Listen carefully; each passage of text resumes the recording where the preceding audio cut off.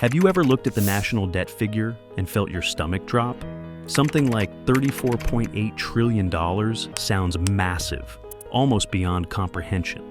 To give that number context, the population of the United States today is around 334 million people, which means, in a sense, the country owes more than $100,000 per person. But the really frightening part isn't the raw number, it's the trend. This debt isn't shrinking, it's growing. And the most alarming truth of all is this: the United States government literally cannot pay its national debt back in full. It doesn't matter how hard you work, how much Congress raises taxes, or how many cuts are made. Under the current system and political realities, there is no practical way for the U.S. to ever pay back its entire debt. The Congressional Budget Office, America's official budget forecaster, has warned that over the next decade, the situation is expected to be worse, not better.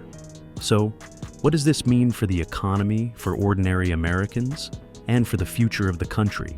To answer that, we need to understand where the debt came from, why it keeps growing, and what options, if any, the U.S. really has to address it. The way national debt works isn't that different from your own personal finances. You have income, you have expenses. If your expenses exceed your income, you go into debt. You borrow money to cover the difference. The same is true for a country, only on a vastly larger scale. When the U.S. government needs more money than it brings in through taxes and other revenue, it borrows it. And it does that by selling a financial instrument called a treasury bond. Investors buy these bonds, effectively loaning money to the government. In return, the Treasury promises to pay them back with interest at some future date. Treasury bonds come in different maturities, from short-term bills that mature in weeks or months, to long-term bonds that can stretch out decades. The interest rate attached to each bond depends on how long it will take before the government must repay it. As of early 2026, the 10-year Treasury yield, effectively the interest rate the government pays to borrow money over a decade, sits around 4.3%. That may not sound like much, but when applied to tens of trillions of dollars, it becomes enormous.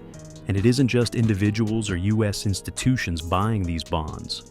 Foreign governments, notably Japan and China, are among the largest holders of U.S. Treasury securities. This means if the U.S. ever failed to meet its debt obligations, the shockwaves would ripple not just through America, but across the global economy. There's another key player in the debt market: the Federal Reserve, America's central bank. While the Fed is technically independent from the U.S. government, it has the power to buy Treasury bonds directly. And it uses this power to influence interest rates and manage the money supply. When the Fed buys bonds, it doesn't use stored cash. Instead, it creates new money digitally and credits it to the seller's account.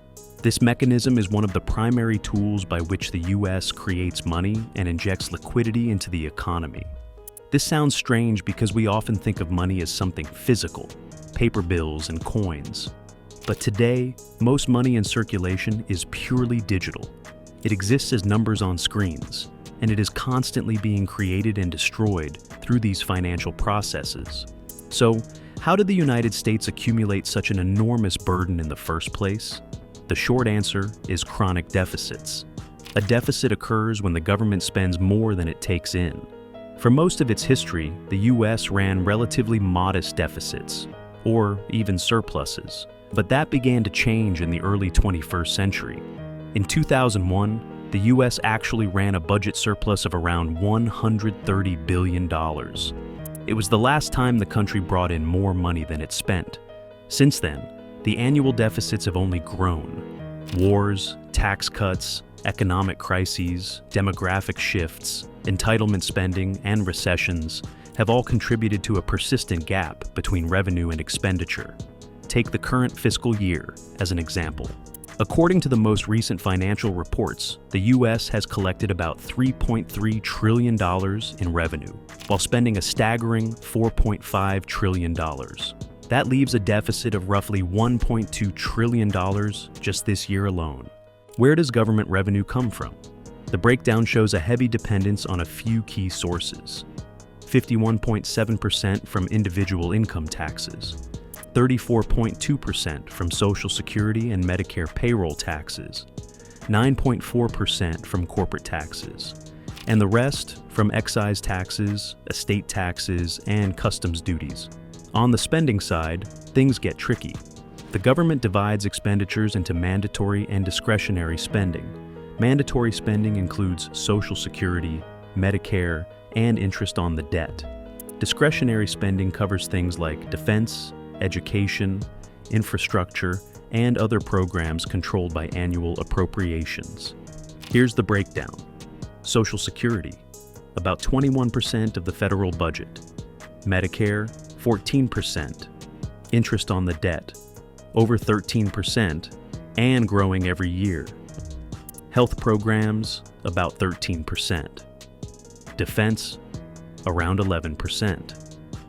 Income security, education, veterans benefits, and more make up the rest. The most alarming category here might be the interest payments.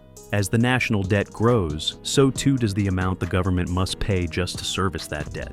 In fact, interest payments are now one of the largest categories of federal spending, meaning more money goes to paying interest than into things like public infrastructure or research. This dynamic creates what economists and analysts sometimes call a debt spiral. If interest rates rise, as they have in recent years, the cost of rolling over existing debt becomes much more expensive. When old bonds mature, the government doesn't usually have the cash to repay them outright. Instead, it issues new bonds to pay off the old ones, a process called refinancing the debt. But when interest rates are higher, these new bonds carry higher interest costs, increasing the overall expense. It's a cycle that feeds into itself, deepening the deficit and driving the debt higher. By 2034, the Congressional Budget Office estimates that annual deficits could grow from today's roughly $2 trillion to nearly $2.8 trillion, even without a recession. Debt as a share of the economy, debt to GDP ratio, is projected to rise from around 99% today to over 122% in just a decade, far surpassing its previous post-World War II high of 106%. With these trends, the idea of paying off the national debt in nominal terms becomes nearly impossible. Even if the government managed to run balanced budgets going forward, the accumulated debt and interest costs would remain enormous. So, what are the options? Cut spending, raise taxes, grow the economy faster than the debt multiplies. All three are theoretically possible, but all three are politically difficult. Cutting spending means reducing programs that millions of Americans depend on, potentially including Social Security and Medicare. Raising taxes is unpopular with voters and businesses alike. Accelerating economic growth is easier said than done, especially in a mature economy with demographic headwinds and slowing productivity growth. This has led some to ask a different question. Might the U.S. simply inflate its way out of debt? In theory, inflation reduces the real value of debt. If the government borrows at a fixed rate and prices across the economy rise, the debt becomes easier to pay back in nominal terms because each dollar is worth less. This happened to some extent after World War II, when inflation helped erode the debt burden relative to the size of the economy. But today's situation is very different. For such a strategy to work without extreme side effects, inflation would need to rise steadily, without accelerating out of control. Central banks generally target around 2% inflation per year, a level believed to promote economic growth without destabilizing prices.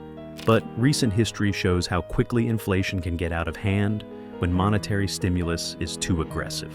The high inflation of 2021 to 2022 forced the Federal Reserve to raise interest rates sharply to cool the economy, creating exactly the kind of policy trade-offs that complicate debt reduction strategies. Simply printing more money to buy debt, also known as monetizing the debt, would risk even higher inflation if it outpaces economic output. High inflation erodes purchasing power, increases cost of living pressures, and can trigger social unrest if wages don't keep up. At the same time, shrinking the debt solely by economic growth without tackling deficits is unrealistic. Even if GDP grows, the debt keeps expanding unless the government moves towards surpluses, where revenue exceeds spending. And as long as mandatory spending on entitlements and interest costs rise, achieving future surpluses becomes more difficult. So, Where does this leave the United States? The stark reality is that under current policies and demographic trends, the U.S. cannot realistically pay off its national debt in absolute terms, not without unprecedented political consensus on spending cuts, tax reforms, or a combination of structural changes that have historically been elusive in American politics. Instead, the government is more likely to manage the debt rather than eliminate it. That means refinancing existing obligations, carefully balancing inflation and interest rates, and attempting to foster sustained economic growth while avoiding the extreme consequences seen in debt crises elsewhere. The comparison to other countries is instructive. For example, Australia posted a budget surplus in its most recent fiscal year, with gross government debt at around 35.2% of GDP, a figure much lower than the US ratio. Because Australia's government brought in more revenue than it spent, it could choose to pay down debt, invest in infrastructure, reduce taxes, or save for future downturns. The difference comes down to political choices, economic structures, and demographic pressures. In the US, millions of Americans rely on federal programs, defense commitments, healthcare spending, retirement benefits, and debt servicing all shape the budget in ways that make hard choices inevitable. So, if the United States cannot pay its national debt back outright, what should the focus be? Most economists and fiscal experts agree on one principle: reducing the deficit over time and stabilizing debt relative to economic output is more sustainable than focusing on eliminating the debt entirely. This requires a mix of productivity growth, sensible entitlement reforms, careful fiscal policy, and responsible tax structures. Understanding this doesn't mean doom and gloom. Many countries operate with significant debt without defaulting. Debt isn't inherently bad. It's a financial tool, but unchecked debt growth that outstrips the economy's ability to support it is a long-term concern. The U.S. debt situation is not a fixed catastrophe. It's a challenge that requires pragmatic, informed public policy rather than shock, denial, or simplistic solutions. If this video helped you understand the complexity of the national debt, take a moment to like the video, subscribe to the channel, and share it with someone who thinks paying off debt is just a matter of tough decisions. And now I want to hear from you. Do you think the U.S. should focus more on spending cuts, higher taxes, or economic growth to stabilize its debt? Drop your answer in the comments below, and let's start a real conversation.